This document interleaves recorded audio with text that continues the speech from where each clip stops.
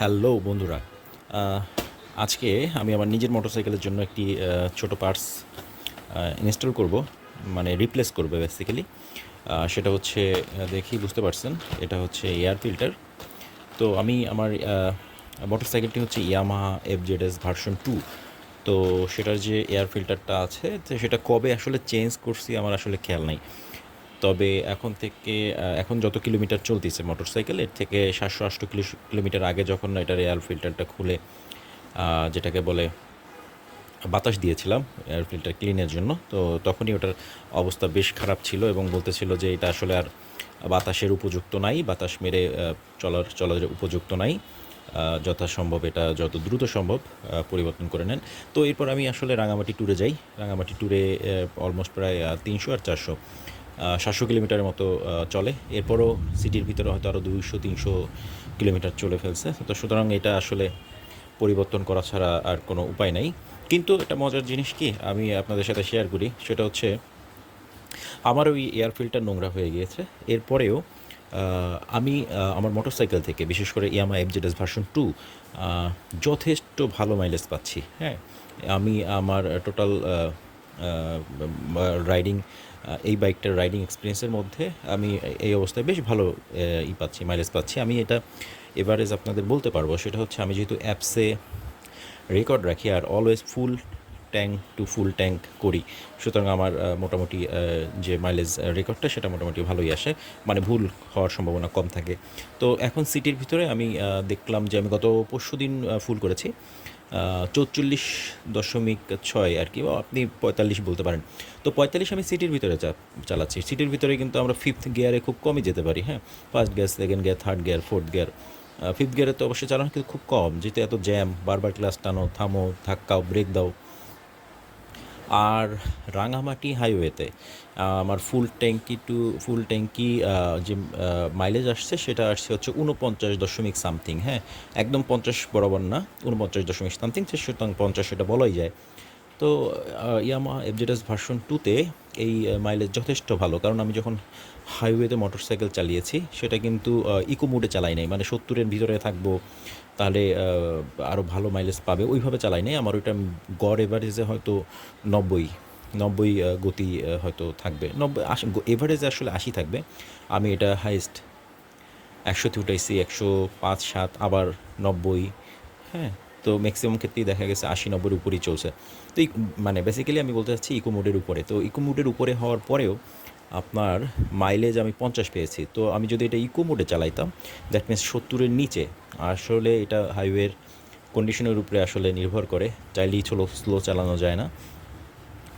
তাহলে হয়তো মাইলেজ আরও কতটুকু বাড়বে আমি জানি না, বা বাড়তো আমি সেটা আসলে শিওর না। যাই হোক, তো মনে মনে একটা ছিল যে এই এয়ার ফিল্টার এই অবস্থা, তাতেও মাইলেজ এত ভালো পাচ্ছে, এখন যদি এয়ার ফিল্টার চেঞ্জ করি তাহলে আবার মাইলেজ ড্রপ করবে কি না আমি আসলে জানি না। কিন্তু এয়ার ফিল্টার চেঞ্জ করতেই হবে, কারণ ওইটার অবস্থা অনেক বাজে হয়ে গিয়েছে। কালো তো কালো, মানে ওটা বাতাস দিলেও আর কিছু হয় না। আর আপনারা জানেন যে এয়ার ফিল্টারের ভিতরে অনেক সময় ইঞ্জিন অয়েল চলে আসে, বিভিন্ন কারণে হতে পারে। ইঞ্জিন অয়েল যদি বেশি থাকে, আবার আদার্স কোনো ইস্যুতে আসতে পারে। তো তখন এই জিনিসগুলো তেলে ভিজে যায়। হ্যাঁ, ভিজে গেলে কিন্তু আসলে এইখান থেকে এয়ার পাসিংটা কমে যায়, ব্রিদিং সিস্টেমটা একদমই খারাপ হয়ে যায়। আর দুই হচ্ছে, এটা পরিষ্কার করার কিছুই থাকে না, কারণ একবার যদি তেল আটকে এবং তেলের সাথে ময়লাগুলো জমে যায়, এটা আসলে পরিষ্কার করার কিছুই থাকে না পরিবর্তন করা ছাড়া। আর এইটা আমি আসলে কিনেছি মিরপুর 10 নাম্বার থেকে। আর এটার মূল্য নিয়েছে হচ্ছে আমার কাছে 350 টাকা। আমি জানি না এটা 300 টাকায় পাওয়া যায় কি না, বাট 350 টাকা রেখেছে। আর মিরপুরে কিছু দোকান আছে যেগুলো আমরা মোটামুটি নির্ভরযোগ্য মনে করি, যে এখানে ইয়ামাহার অরিজিনাল, মানে ইন্ডিয়া থেকে যেগুলো আনে সেগুলো অরিজিনাল পাওয়া যায়। তো আপনি দেখতে পাচ্ছেন এখানে কাগজ টাগজ যেভাবে আছে, আসলে এটা আসলে বোঝার উপায় নাই, কারণ এরকম মানে যদি ডুপ্লিকেট হয় হইতেই পারে, অরিজিনাল হলেও হইতে পারে। তো নিয়ে আসলাম। এইটা অবশ্য গায়ের রেট লেখা আছে 235 রুপি, বাংলাদেশে 350 টাকা। আচ্ছা ঠিক আছে, আমি এটা এখন ইনস্টল করবো। ইনস্টল করাটা আপনাদের দেখাচ্ছি, চলেন ইনস্টল করি। হ্যাঁ বন্ধুরা, যেটা বলতেছিলাম, দেখেন একটা খুব ময়লা এয়ার ফিল্টার আমার কাছে আছে। আপনাদের একটু আগে বললাম না যে যেহেতু আমি এয়ার ফিল্টারটা, এই যেটা নতুন, এটা মিরপুর 10 থেকে কিনেছি এবং মোটামুটি আমরা যে দোকানগুলো থেকে মনে করি যে এটা অরিজিনাল সেখান থেকেই যে নেওয়ার চেষ্টা করি। বিকজ আমি যদি যেহেতু ইয়ামাহার মোটরসাইকেল আমার, সেই ইয়ামার পার্টস কিনতে গেলে ওখানে দাম অনেকটাই বেশি। তো যে কারণে আমরা বাইরে থেকে কিনি। তো বাইরে থেকে যে জায়গাগুলো থেকে আমরা মোটামুটি একটু শিওর হয়ে থাকি যে তারা অরিজিনাল বিক্রি করে। তো সেটা বোঝার জন্যই তো আমি আপনাদের দেখাই। এইটা হচ্ছে অরিজিনাল, মানে বাইক কেনার সময় আমার আসলে এটা লাগানো ছিল, আমি এগুলো আসলে ফেলানো হয়নি, এটা রেখে দিয়েছি। আর এরপরে যেটা কিনেছি সেটাও সার্ভিস সেন্টার থেকে কিনেছি, হ্যাঁ। আর এরপরে এখন যেটা কিনলাম, মানে এই যে গতকালকে কিনেছি, এইটা মিরপুর 10 থেকে কিনেছি। তো এগুলোর দাম ছিল মেবি 600 বা সামথিং এরকম অরিজিনালগুলোর। আর এটা হচ্ছে 350, অলমোস্ট অর্ধেক। কিন্তু এই যে আমরা সবসময় মনে করি যে সার্ভিস সেন্টারে দাম বেশি রাখে, অনেক বেশি রাখে, হ্যাঁ এটা সত্য। তবে একটা জিনিস সেটাও সত্য, সেটা হচ্ছে সার্ভিস সেন্টারে অরিজিনাল পার্টসের যে ভরসা সেটা কিন্তু একদম নিশ্চিত থাকে, যেটা বাইরে থাকে না। আমি এইটা আসলে খুঁজে বের করলাম যে এটা আসলে মেলানোর জন্য বা আপনাদের দেখানোর জন্য যে কিছুটা বোঝা যায় কিনা যে অরিজিনাল ডুপ্লিকেট কিছু বোঝা যায় কিনা। তো দেখেন চমৎকার একটা জিনিস। তো এটা হচ্ছে ব্যাক সাইডটা। ব্যাক সাইডটা যদি আমি আপনাদের দেখাই, এখানে একটা চমৎকার জিনিস আছে, দেখেন। এই যে দেখছেন এখানে এটার এক্সপায়ার ডেট, হ্যাঁ, সুন্দরভাবে দেওয়া আছে। লাস্টেরটা হচ্ছে বছর মানে 21, তারপরেরটা বাম পাশে হচ্ছে মাস 11, আর এটা হচ্ছে 1। ঠিক আছে, এটা এটা হচ্ছে এটার মেবি প্রোডাকশন ডেট, কারণ আমি এই মোটরসাইকেলটা 22-এ কিনেছিলাম, সুতরাং আমি এটা যেহেতু এটা লাগানো 21-এ উৎপাদন করা, সুতরাং এটা বোঝাই যাচ্ছে যে এটা আসলে উৎপাদনের সময়। আর এই পাশে হচ্ছে 8, 9-এর পর 8। এইটা এইটা কিসের জন্য এটা আমি আসলে নিজে জানি না, তবে আপনারা যদি জেনে থাকেন সেটা কমেন্টসে অবশ্যই জানাবেন, আমিও শিখলাম আপনাদের কাছ থেকে। তো এইটা একটা অরিজিনাল যে পার্টস, সেটা কিন্তু লেখা আছে যে এটা উৎপাদনের সময় কত। আচ্ছা, আর ফ্রন্টে কিছু এদের মনে হয় সাইজের মাপ দেওয়া আছে। আমি এত ধুলা একদম গোডাউন থেকে বের করছি, আমি একটু পরিষ্কার করে দেখি, নাহলে ক্যামেরা তাও বোঝা যাবে না।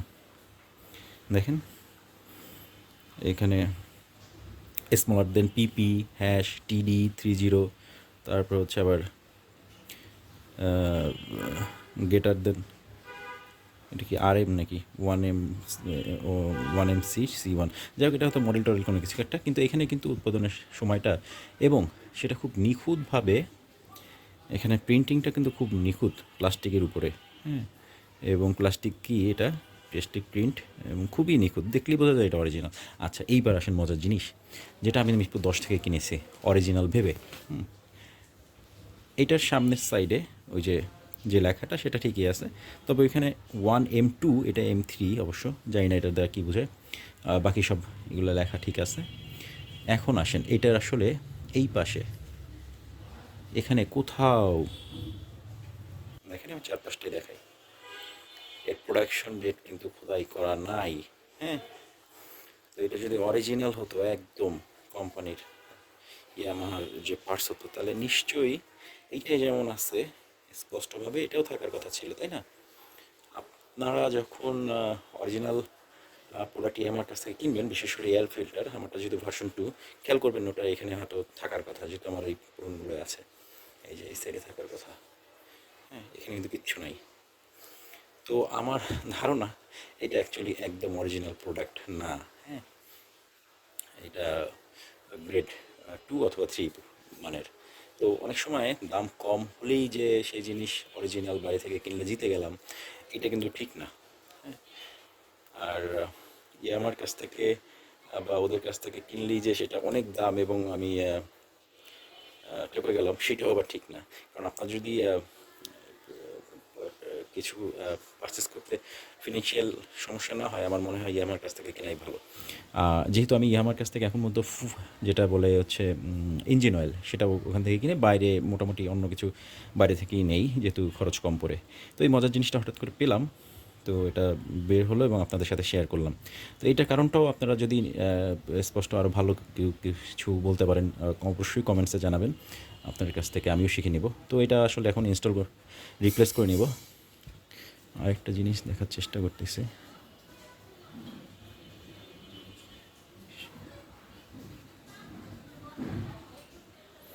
কিছু কাটিংও পার্থক্য মনে হয়, বেস কাটিং এটা একটু পাতলা পাতলা মনে হয়। আচ্ছা যাই হোক, সেটা ব্যাপার না, তো রাখলাম। এটাই আপাতত লাগাচ্ছি, আপাতত এটা দিয়ে কাজ চলবে, যেহেতু পুরানটা যা এখন যেটা করবো সেটা বড় অরিজিনাল। তো আমি এখন যেটা করবো সেটাও আমি আসলে দেখাবো যে এখানে আসলে উৎপাদন ডেটটা আছে কি না, তাহলে আরও ক্লিয়ার হয়ে যাব। হ্যাঁ, যেহেতু এটা একদম প্রথম আমি এটা ফালাই নেই, রেখে দিয়েছিলাম। তো এটা যখন আমি এখন রিপ্লেস করব, তো যেটা বের করব ওটাও আমরা আপনাদের সাথে শেয়ার করব। তো চলেন দেখি ওটা কী অবস্থা। তো এই হচ্ছে আমার টুলস, বালতির মধ্যে নিয়ে আসছি। তো হচ্ছে মোটরসাইকেল। তো এটা আসলে খুলতে কিছুই লাগে না, এখান থেকে জাস্ট 2টা নাট, 10 নম্বর নাট স্কোপেট দিয়ে খুললেই হয়। তো চলুন এটা খুলি, যেহেতু আমার হাত একটা আর হাত দিয়ে খোলা যাবে না, আমার আসলে ভিডিও বন্ধ করে তারপর করতে হবে।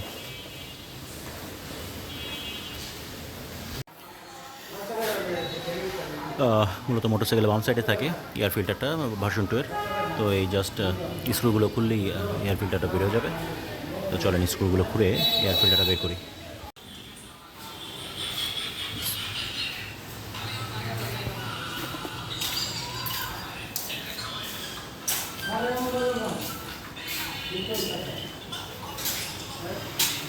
এই যে দেখেন, বললাম না তেল আসে, দেখছেন এখানে তেল, এখানে তেল, এবং এখানে যে তেল আসে সেটার একটা স্বাভাবিক কী হচ্ছে, এই যে দেখেন এখানে একটা ড্রিল আছে, কিন্তু এইটা চেক করতে হয় যে এখানে তেল আসছে কি না। এই যে ময়লায় অবস্থা খারাপ হয়ে গেছে, এখানে কিন্তু দেখা যায় যে আপনার এয়ার ফিল্টারের ভিতরে তেল আসছে কি না, সেটা এখান থেকে দেখা যায়। হ্যাঁ,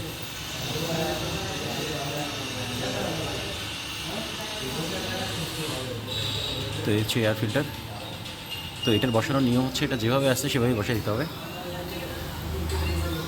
আমি এখন নতুনটা বের করে এটা আগে একটু পরিষ্কার করি। আমার কাছে ডব্লিউডি আছে।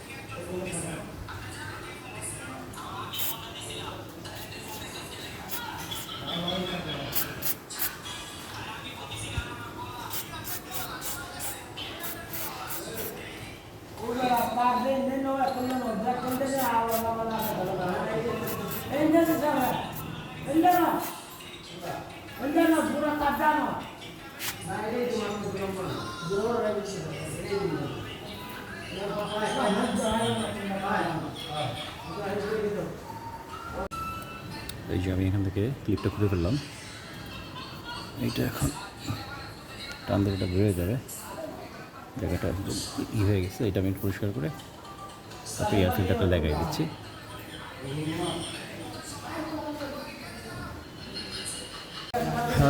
এই হচ্ছে, আমি এটা এখান থেকে খুলে ফেলছি। আপনি দেখেন এটার ভিতরে তেল জমে আছে, ইঞ্জিন অয়েল যেটা আসছে আমি এটা ফেলাই। আচ্ছা,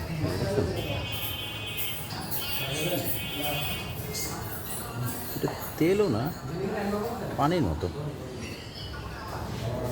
নিচে গাপ পড়ে গেছে বুঝে দেখেন। তো এটা একটু পরিষ্কার করে আবার সুন্দর মতো লাগিয়ে একটা ক্লিপ আছে, ক্লিপটা দিয়ে দেবেন। এটা খেয়াল রাখবেন যে এই জায়গায় জমতিছে কিনা। আর এই হচ্ছে মোবাইল ফিল্টার। এরপর মোবাইল ফিল্টারটা এখানটা ক্লিন করে সুন্দর কাপড় দিয়ে লাগিয়ে দেব। তো এই হচ্ছে নতুনটা। খেয়াল করবেন এটার একটা সাইড থাকে একটু চিকন, একটা সাইড থাকে হালকা একটু মোটা। যেটা চিকন সাইড খেয়াল করলে আপনারা বুঝতে পারেন কিনা দেখুন, আমার ডান দিকে হচ্ছে হালকা মোটা, বাম দিকে হালকা চিকন। তো চিকন সাইডটা এই দিকে যাবে, এটার মূল যে ফিল্টার সিস্টেমটা সেটা সামনের দিকে থাকবে। এই যে সামনের দিকে আছে, মানে এই সাইডটা, আর এটা হচ্ছে ব্যাক সাইড। তা ইজিলি ঢুকে যাবে, এই যে ঠিক আছে, ঢুকে গেছে, কোনো চাপাচাপি হবে না। কিন্তু আপনি যদি উল্টোভাবে ঢুকেন দেখবেন যে ঢুকাইতেই পারবেন না, প্রচুর পরিমাণ প্রেস করবেন, এই যে ফোমগুলো এগুলো নষ্ট হয়ে যাবে।